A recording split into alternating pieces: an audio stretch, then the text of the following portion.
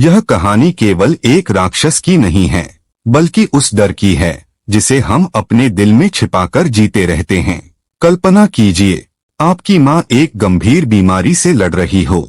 School में हर कोई आपको अकेला छोड़ दे और रात के ठीक 12:07 पर आपकी खिड़की के बाहर एक विशाल पेड़ जिंदा होकर एक राक्षस बन जाए। वह आपको नुकसान पहुंचाने नहीं आता, बल्कि कहता है, मैं तुम्हें 3 कहानियां सुनाऊंगा, लेकिन उसके बाद तुम्हें मुझे अपनी सबसे सच्ची कहानी सुनानी होगी।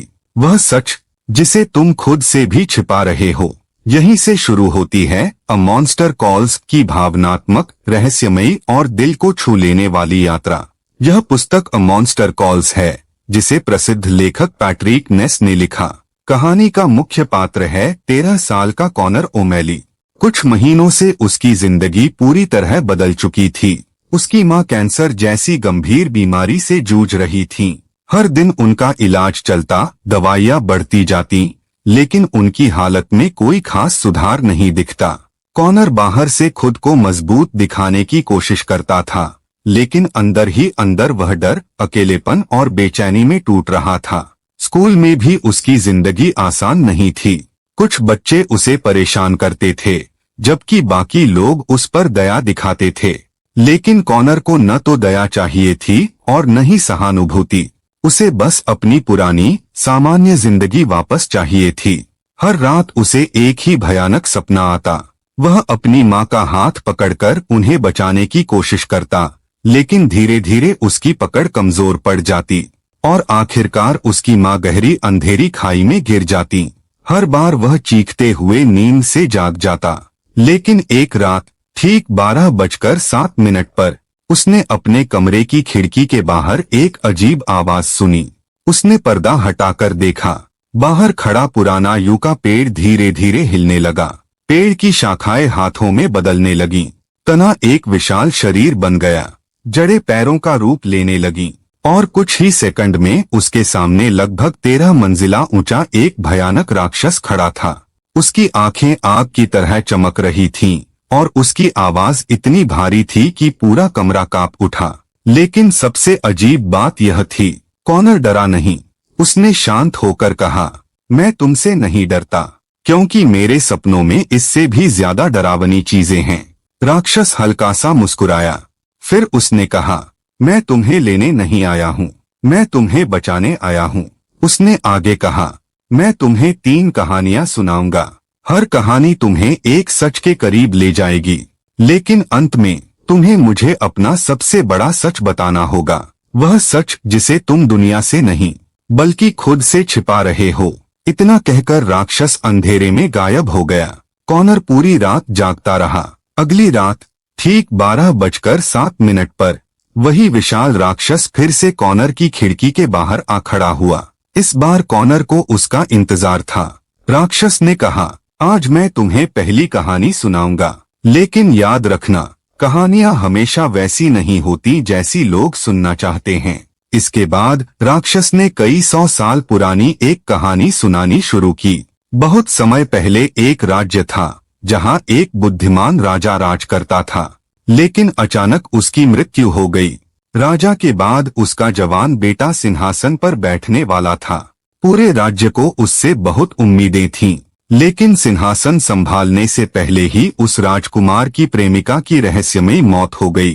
कुछ ही समय बाद राजकुमार ने दूसरी लड़की से विवाह करने का निर्णय लिया। तभी पूरे राज्य में अफवाह फैल गई कि नई रानी एक चुड़ैल है और उसी ने पहली लड़की की हत्या की थी। लोग गुस्से में भर गए। उन्होंने महल को घेर लिया और नई रानी को मार डालने की तैयारी कर ली। लेकिन तभी राजकुमार ने चिल्लाकर कहा कि उसकी प्रेमिका की हत्या रानी ने नहीं की थी। असल में उसने खुद अपनी प्रेमिका को मरने दिया था, क्योंकि वह किसी और से प्यार करने लगा था। यह सुनते ही भीड़ शांत हो गई। रानी की जान बच गई। कॉनर हैरान था। उसने तुरंत पूछा, लेकिन इस कहानी का हीरो कौन है, राजकुमार या रानी? राक्षस मुस्कुराया, फिर बोला, यही तो तुम इंसान कभी समझ नहीं पाते। दुनिया में बहुत कम लोग पूरी तरह अच्छे होते हैं और बहुत कम लोग पूरी तरह बुरे। ज्यादातर लोग दोनों का मिश्रण होते हैं। यह सुनकर कॉनर उलझ गया। उसे लगा कि राक्षस की कहानी का कोई मतलब ही नहीं है। लेकिन राक्षस ने जाते जाते सिर्फ एक बात कही, सच हमेशा आसान नहीं होता और इंसान हमेशा वैसा नहीं होता जैसा बाहर से दिखाई देता है। राक्षस फिर अंधेरे में गायब हो गया। कॉनर सारी रात उसी कहानी के बारे में सोचता रहा। उसे अभी तक समझ नहीं आया था कि यह कहानी उसके अपने जीवन से कैसे जुड़ी हुई है। लेकिन राक्षस जानता था कि यह तो बस शुरुआत है, अभी 2 और कहानियां बाकी थीं और हर कहानी कॉनर को उसके सबसे गहरे सच के और करीब ले जाने वाली थी। अगली रात घड़ी में फिर 12:07 हुए। जैसे ही कॉनर ने खिड़की खोली, विशाल यू का पेड़ फिर से राक्षस का रूप लेकर उसके सामने खड़ा था। इस बार राक्षस ने बिना समय गवाए कहा, आज की कहानी तुम्हें यह सिखाएगी कि केवल अच्छा बनने की कोशिश करना हमेशा सही नहीं होता। और फिर उसने दूसरी कहानी शुरू की। एक छोटे से गांव में एक बूढ़ा वैद्य रहता था। वह जड़ी बूटियों से लोगों का इलाज करता था। लोग उसकी बुद्धिमानी की तारीफ करते थे, लेकिन कुछ लोग उसे पसंद नहीं करते थे। उसी गांव में एक पादरी भी रहता था। वह हर समय लोगों को धर्म और नैतिकता का उपदेश देता था। वह कहता था कि वैद्य का इलाज अंधविश्वास है और लोगों को उस पर भरोसा नहीं करना चाहिए। समय बीतता गया। एक दिन पादरी की दोनों बेटियां गंभीर रूप से बीमार पड़ गईं। उनकी हालत इतनी खराब हो गई कि कोई भी डॉक्टर उन्हें ठीक नहीं कर पाया। आखिरकार मजबूर होकर पादरी उसी वैद्य के पास पहुंचा जिसे वह वर्षों से बुरा कहता आया था। लेकिन वैद्य ने उसकी मदद करने से इनकार कर दिया। कुछ ही दिनों में दोनों बच्चियों की मृत्यु हो गई। कहानी खत्म हुई तो कॉनर गुस्से से भर उठा। उसने कहा, यह तो गलत हुआ। वैद्य को उनकी जान बचानी चाहिए थी। राक्षस ने शांत स्वर में पूछा, और जब पादरी को उसकी जरूरत थी तब तक वह वैद्य का अपमान करता रहा। क्या वह सही था? कॉनर चुप हो गया। राक्षस आगे बोला, इंसानों की सबसे बड़ी गलती यह है कि वे हर घटना में एक ही दोषी ढूंढना चाहते हैं। लेकिन जिंदगी इतनी सरल नहीं होती।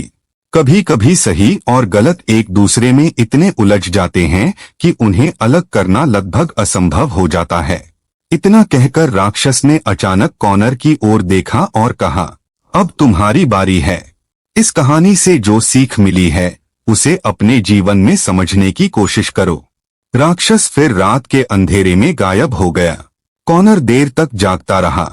उसके मन में एक ही सवाल घूम रहा था, क्या वह भी किसी ऐसे सच से भाग रहा है जिसे स्वीकार करने की उसमें हिम्मत नहीं है। उसे नहीं पता था कि अगली रात राक्षस उसे तीसरी और आखिरी कहानी सुनाएगा और उसके बाद कॉनर को वह सच बोलना होगा जिससे वह सबसे ज्यादा डरता है। अगली रात घड़ी ने फिर 12:07 बजाए। कॉनर जानता था कि राक्षस जरूर आएगा। कुछ ही पल बाद यू का विशाल पेड़ फिर से राक्षस बनकर उसके सामने खड़ा था। इस बार उसकी आवाज पहले से भी ज्यादा गंभीर थी। उसने कहा, आज मैं तुम्हें अपनी तीसरी और आखिरी कहानी सुनाऊंगा। इसके बाद तुम्हें अपना सच बताना होगा। कॉनर ने बिना कुछ कहे सिर हिला दिया। राक्षस ने कहानी शुरू की। एक समय की बात है, एक लड़का था। वह हर दिन स्कूल जाता था, लेकिन किसी की नजर उस पर नहीं पड़ती थी। न इसलिए कि वह सचमुच गायब था, बल्कि इसलिए कि लोगों ने उसे देखना ही बंद कर दिया था। उसके दोस्त नहीं थे, कोई उससे बात नहीं करता था। वह क्लास में बैठा रहता, लेकिन ऐसा लगता जैसे वह वहां है ही नहीं। धीरे धीरे वह खुद भी मानने लगा कि उसकी कोई अहमियत नहीं है। एक दिन उसने तय किया कि अगर दुनिया उसे देखना नहीं चाहती तो वह दुनिया को मजबूर करेगा कि लोग उसकी तरफ देखें। उसने ऐसा काम किया कि पूरा स्कूल उसे देखने लगा। कहानी समाप्त हुई। कॉनर ने उलझन में पूछा, इस कहानी का मतलब क्या है? राक्षस ने उसकी आंखों में देखते हुए कहा, हर इंसान चाहता है कि कोई उसे देखे, उसे समझे, उसकी मौजूदगी को महसूस करे। कभी कभी लोग प्यार पाने के लिए अच्छे काम करते हैं और कभी कभी वही प्यार पाने के लिए गलत रास्ता चुन लेते हैं। ये शब्द सुनते ही कॉनर के चेहरे का रंग बदल गया। उसे अपने स्कूल की याद आई। वह लड़का जो उसे रोज तंग करता था, और वह दिन जब कॉनर ने पहली बार अपना गुस्सा खो दिया था। उसने उस लड़के पर इतना जोरदार हमला किया कि पूरा स्कूल हैरान रह गया। उसे लगा था कि ऐसा करने के बाद लोग उसे नोटिस करेंगे, और हुआ भी वही। लेकिन अब उसे समझ आने लगा था कि उसका गुस्सा सिर्फ उस लड़के पर नहीं था। असल में वह अपनी माँ की बीमारी, अपने डर और अपने अकेलेपन से लड़ रहा था। राक्षस ने धीरे से कहा, अब मेरी तीनों कहानियां पूरी हो चुकी हैं। अब समय आ गया है कि तुम मुझे अपना सबसे बड़ा सच बताओ। यह सुनते ही कॉनर का दिल तेजी से धड़कने लगा। जिस सच को वह महीनों से अपने दिल में दबाए बैठा था, क्या आज उसे स्वीकार करना पड़ेगा? यही वह पल था जिससे वह सबसे ज्यादा डरता था, और यही सच उसकी जिंदगी हमेशा के लिए बदलने वाला था। रात के 12:07। राक्षस एक बार फिर कॉनर के सामने खड़ा था, लेकिन इस बार उसने कोई कहानी नहीं सुनाई। वह बस चुपचाप कॉनर को देखता रहा। कुछ देर बाद उसने कहा, अब तुम्हारी बारी है, अपना सच बताओ। कॉनर ने तुरंत जवाब दिया, मुझे कोई सच नहीं पता। राक्षस की आवाज गूंज उठी, झूठ मत बोलो, तुम जानते हो कि मैं किस सच की बात कर रहा हूँ। कॉनर ने सिर झुका लिया, उसकी आंखों में आंसू भर आए। वह बार बार कहता रहा, मैं अपनी माँ को खोना नहीं चाहता, मैं उनसे बहुत प्यार करता हूँ। राक्षस ने शांत स्वर में कहा, यह सच नहीं है, यह तो मैं पहले से जानता हूँ। मुझे वह सच बताओ जिसे तुम खुद से भी छिपा रहे हो। इतना सुनते ही कॉनर टूट गया। वह जोर जोर से रोने लगा। कई मिनट तक उसके मुंह से एक शब्द भी नहीं निकला। फिर कांपती हुई आवाज में उसने कहा, मैं थक गया हूँ हर दिन यह डर लेकर जीना कि माँ बचेंगी या नहीं। मैं अब और नहीं सह सकता। उसकी सांसें तेज हो गईं। फिर उसने वह बात कह दी जिसे सोचने भर से उसे अपराध बोध होता था। मेरे दिल का एक हिस्सा चाहता है कि यह सब खत्म हो जाए। अगर माँ को जाना ही है तो यह इंतजार भी खत्म हो जाए। यह कहते ही कॉनर जमीन पर गिर पड़ा और फूट फूट कर रोने लगा। उसे लगा कि वह दुनिया का सबसे बुरा बेटा है। लेकिन तभी राक्षस उसके पास आया। उसने धीरे से कहा, यही तुम्हारा सच था। किसी अपने की लंबी पीड़ा देखकर उसका अंत चाहना उससे प्यार न करने का प्रमाण नहीं है। इसका मतलब सिर्फ इतना है कि तुम भी दर्द में हो। पहली बार कॉनर ने अपने दिल का सबसे भारी बोझ बाहर निकाल दिया। उसने समझ लिया कि सच को स्वीकार करना इंसान को कमजोर नहीं बनाता, बल्कि उसी पल से उसके भीतर ठीक होने की शुरुआत होती है।